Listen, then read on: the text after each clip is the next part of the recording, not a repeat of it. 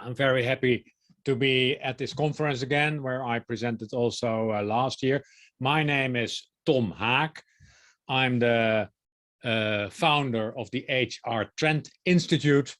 And at the HR Trend Institute, we are, you could say, trend watchers in the domain of people and organization. I'm very glad I was able to follow the presentations of Marco Dondi and my friend Jorge Blandos.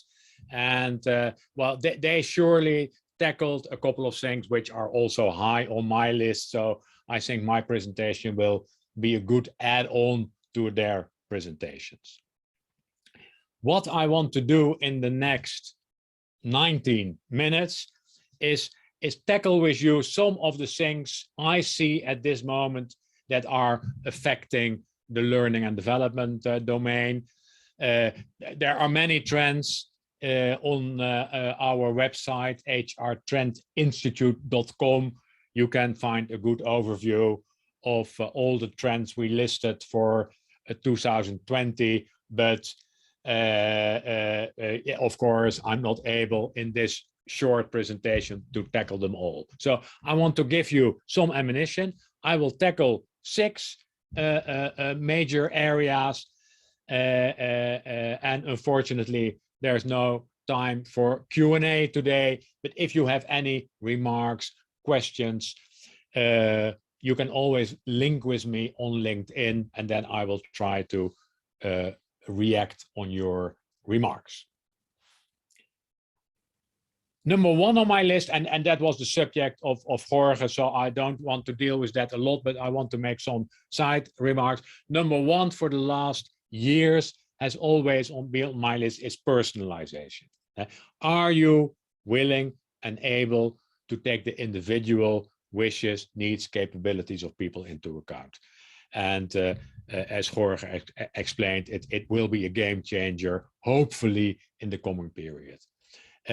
I see still organizations struggling with the concept, especially in the learning and development domain. And many organizations are struggling with the concept, and hopefully they will be able to get on the way further in the coming years.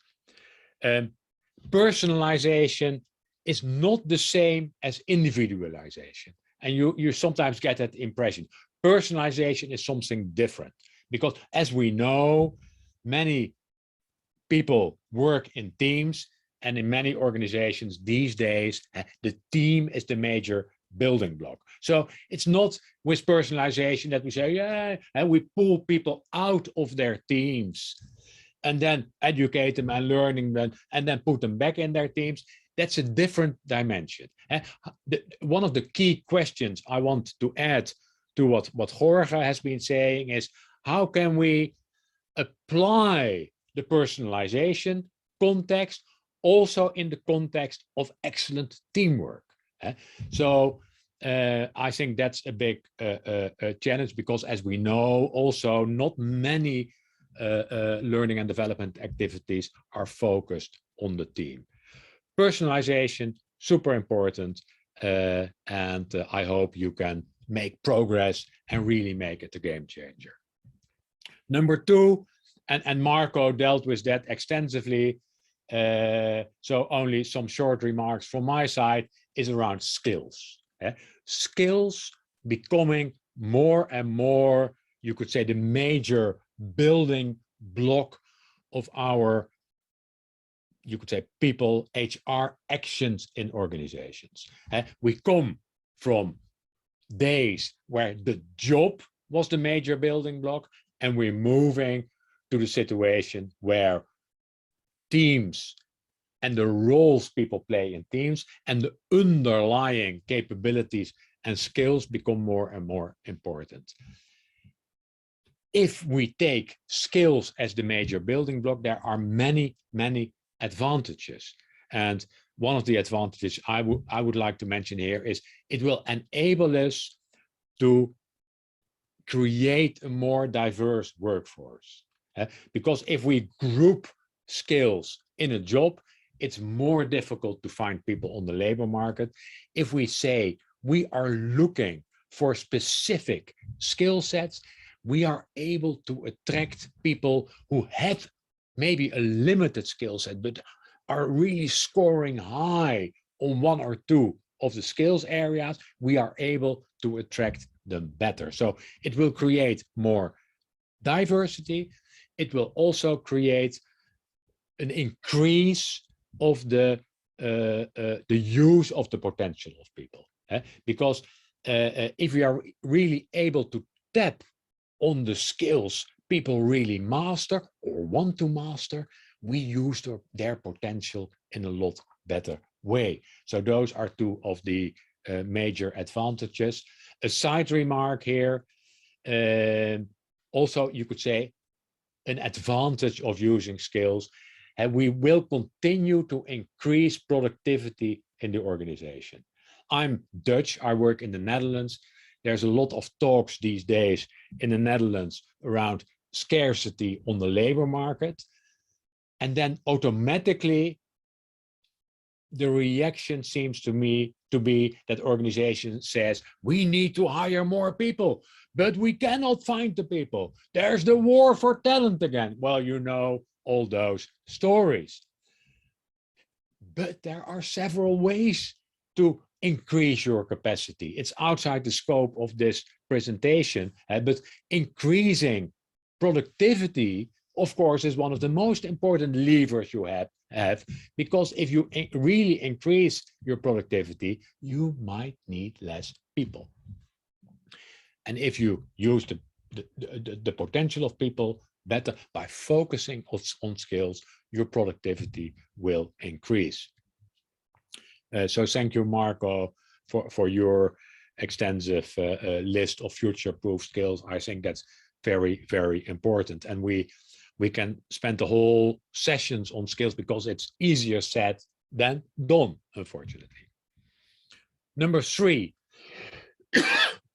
Number three, you could say that's not a trend, but it's one of the long-term mega trends, is how are we dealing with speed? Things are going faster and faster and faster. And the reaction of HR and learning and development people in the organization is sometimes too slow. So ask yourself the question, are we able to react quick to the needs, wishes of individuals and teams? And in this speed, you could say a couple of things are important. And one element, and I'm sure it has been mentioned here before or will be mentioned, is the concept of learning in the flow of work. Or I saw on one of the slides, you could also say just-in-time learning. But there the question is, how can you get as close as possible to the actual work that people are doing? Measure, observe what they are doing by using technology often, because the human, you could say the human observations alone are often not enough. Learning in the flow of work, how can you get close and then offer people just in time learning solutions, small learning solutions that they can use to improve what they are working on. So are you fast enough? Are you using technology? And of course, are you using analytics to speed up what you're doing? So 3 on my list, speed. We need things faster and faster, not for the future, but now, today, in the work, in the actual work of people. So I talked about personalization, the growing importance of skills, and the long-term mega trends. Things go faster and faster and faster, but are you able to adapt? Number 4 is very much related to the concept of the employee experience. And fortunately, we see technological developments that will enable us to create a lot richer experiences. And I'm sure you have studied and read about the metaverse. I'm a big believer that Web3 or the metaverse, how you exactly call it, it will offer us enormous opportunities to enrich the experience people have at work, also in the learning and development domain. We don't know exactly how it's all going to work. It's early days, but we see developments that give us a glimpse in the future.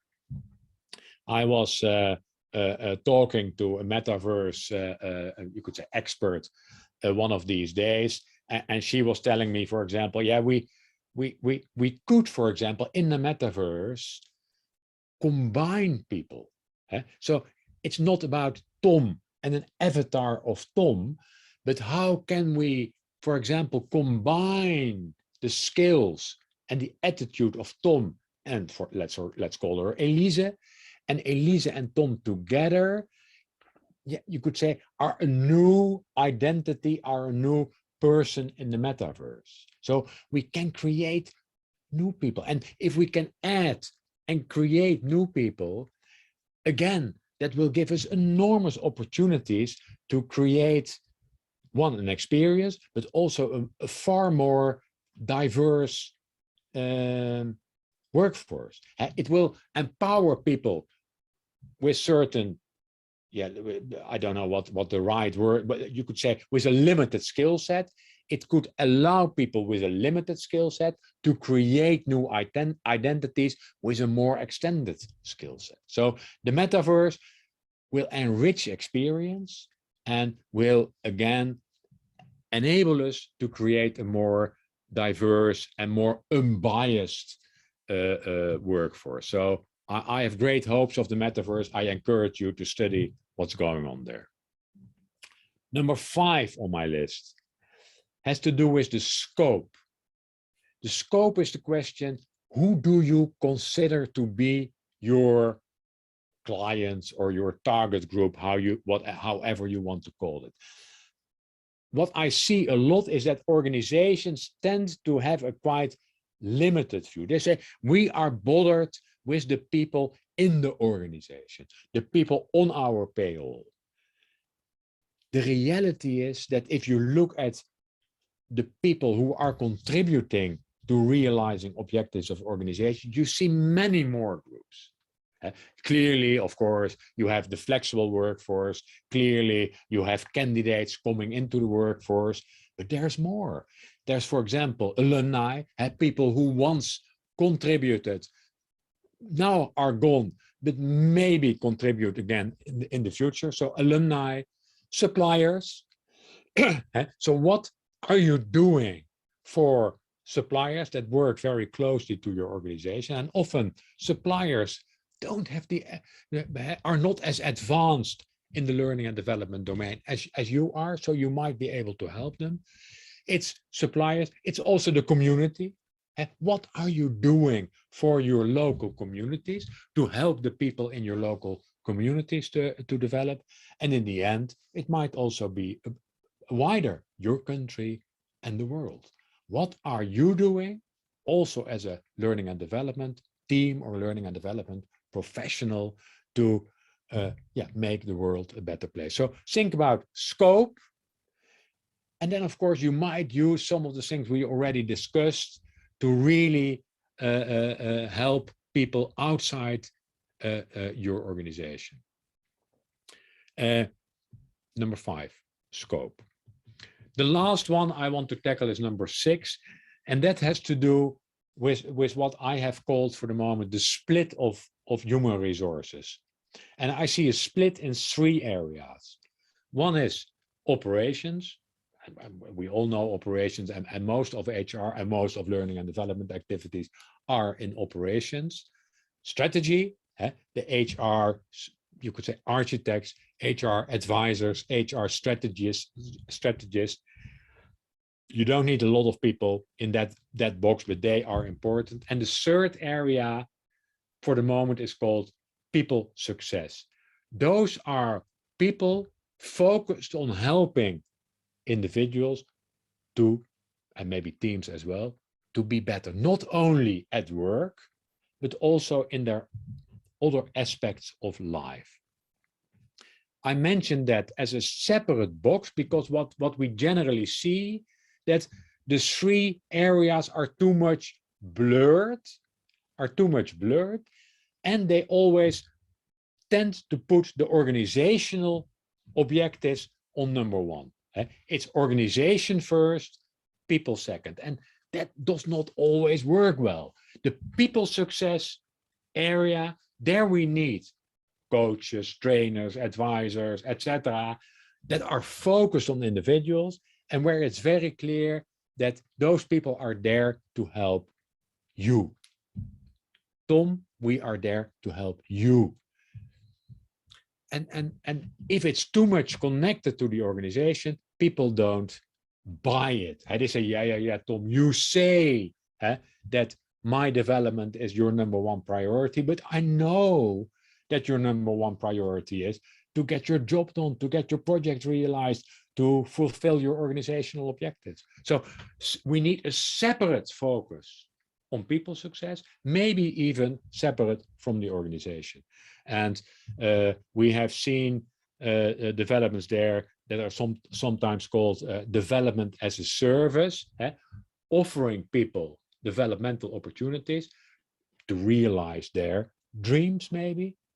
And often the dreams of people or the objectives of people are not necessarily the same as the organization. So I encourage you to look at that. Organizations find it difficult because they say, yeah, but then we are developing people for careers and for a life outside our organization, and we want to retain them as long as possible. I think those days are gone. We should take also here a personalized approach. Some people are there for life, some people for a couple of years, some people for a couple of months. Let's all help them to realize what they want. So I tackled six elements. There are many more, but this is my selection for today. Personalization, a focus on skills, faster, the experience and using the metaverse to enrich the employee experience, challenge you to take a wider scope and focus on people success and split HR in those three areas. It was a pleasure talking to you. I've not seen you, I've not heard you. If you want to connect to me on LinkedIn, on YouTube. You can also find many other videos, etc. And I hope to be back at your conference next year. Bye-bye.